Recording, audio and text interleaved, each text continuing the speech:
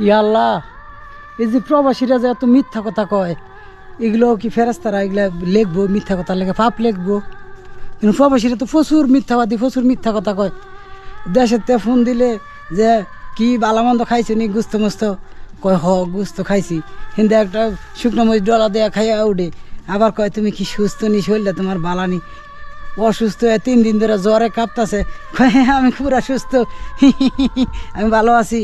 এই যে এরকম হাজার হাজার হাজার হাজার হাজার হাজার মিশা কথা কয়, পরে এই থেকে পাপ লেখবা আল্লাহ তুমি।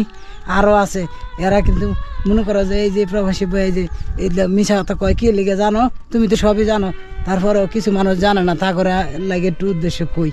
এই যে দেশের মানুষ যদি কয় যে আমি প্রবাসী অসুস্থ, দেশের মানুষ চিন্তায় পড়ে যাব যে আল্লাহ হয়তো অসুস্থ, তাহলে আমার টিয়া পয়সা এই পাড়াবো, কেমন সংসার চলবো।